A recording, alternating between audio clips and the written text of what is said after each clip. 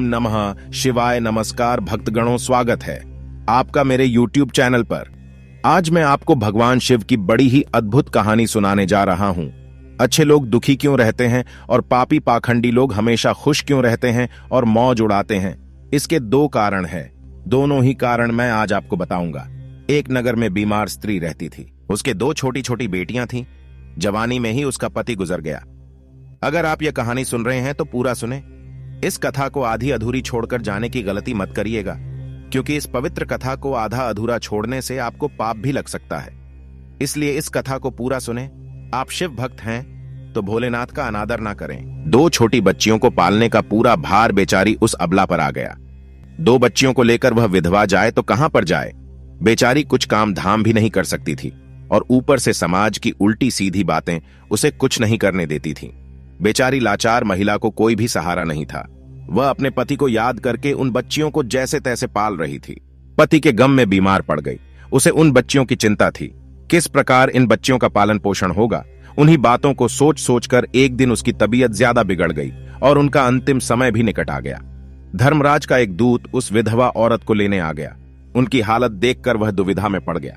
वह महिला जमीन पर पड़ी हुई है और उसके आगे पीछे कोई नहीं है। सिर्फ उसकी दो बेटियां उस पर सिर रखकर पड़ी हुई है और रोए जा रही है।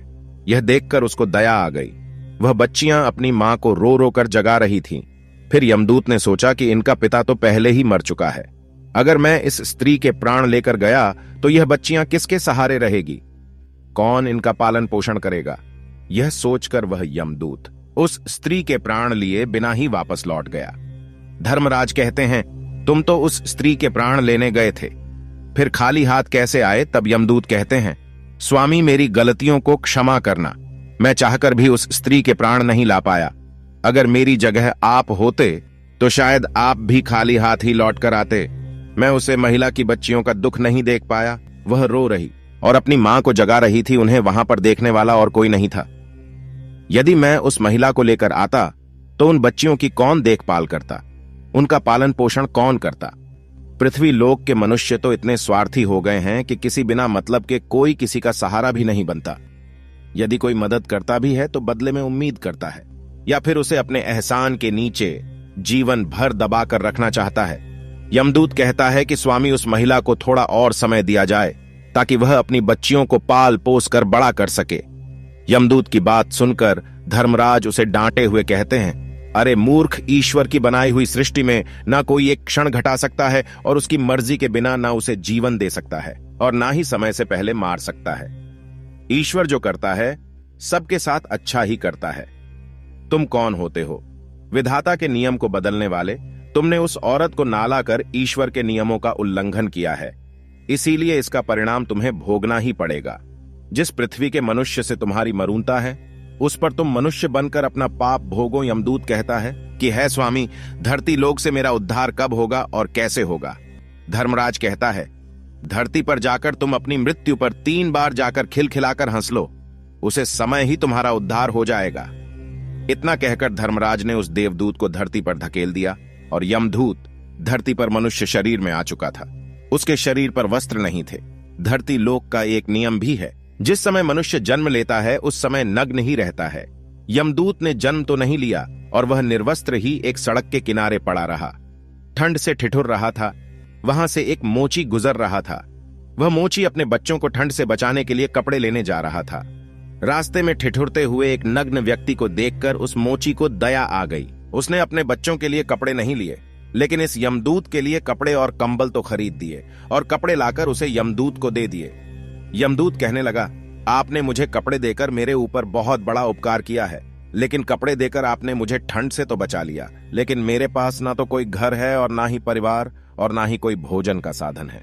तब मोची बोला है, भाई तुम मेरे घर चलो, मैं तुम्हारा सारा खर्चा उठा लूंगा। और वह मोची यमदूत को लेकर घर पहुंचा। उधर मोची की पत्नी ने देखा, उसका पति तो बच्चों के लिए कपड़े लाने गया था, कपड़े तो कुछ लाया नहीं, उल्टा एक आदमी को घर बुला लाया है। पत्नी अपने पति से झगड़ने लगी और उसे भला बुरा कहने लगी।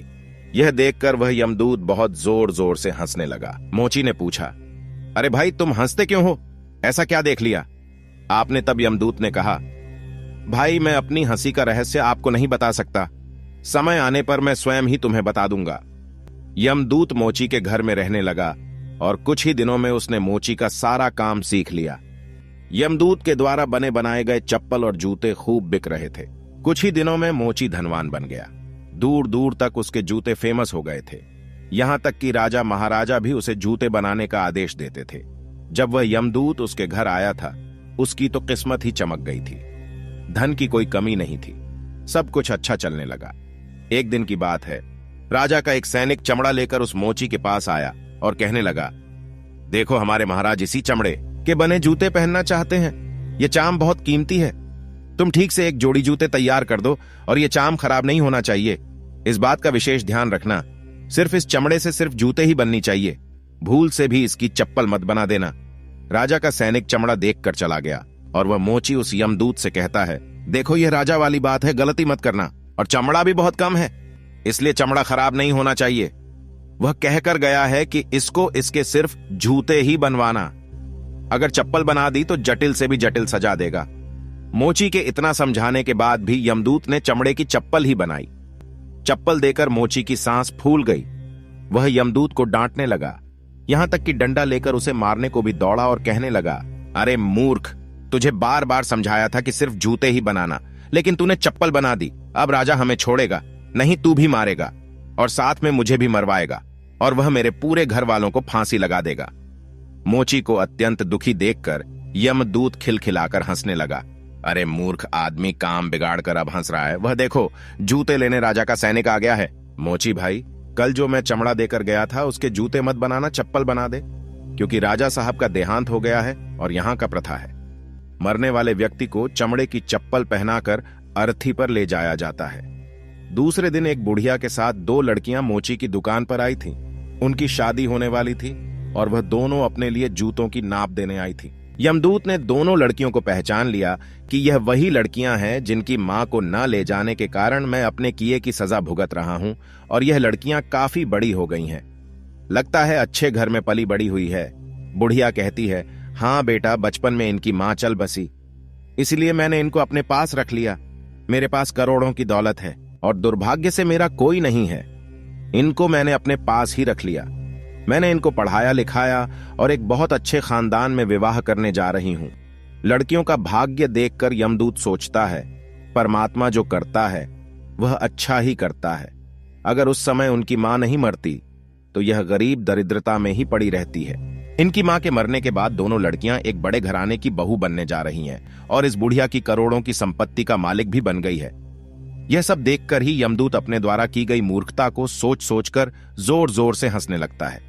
मोची ने पूछा, आप क्यों हंस रहे हो? अपनी हंसी का कारण बताओ।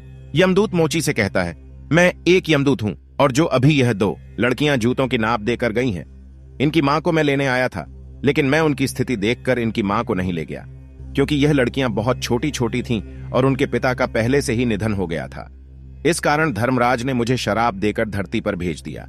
मैं बिना कपड़ों के एक सड़क के किनारे पड़ा था, तब तुम मुझे अपने घर ले आए। उसे समय तुम्हारी पत्नी तुम्हारे से खूब लड़ी थी, क्योंकि तुम्हारे बच्चों के कपड़ों के पैसों से तुमने मेरे लिए कंबल और कपड़े खरीद लिए थे।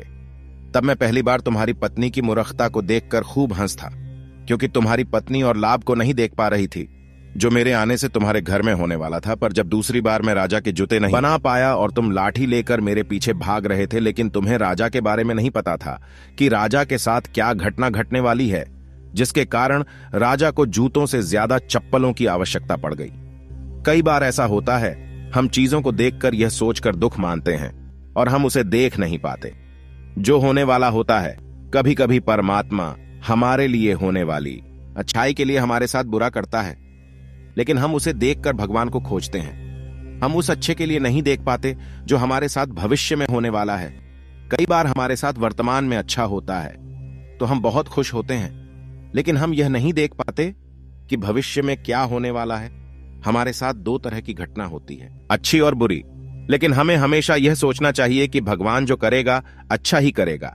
यह सोचकर आगे बढ़ना चाहिए।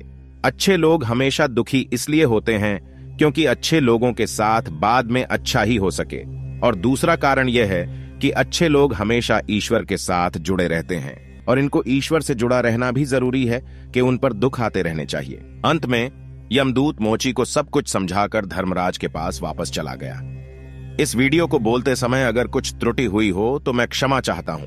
उम्मीद है आपको यह कहानी पसंद आई होगी, तो चैनल को सब्सक्राइब करें और वीडियो को लाइक करके कमेंट में हर हर महादेव लिख दीजिए। जय शिव शंकर।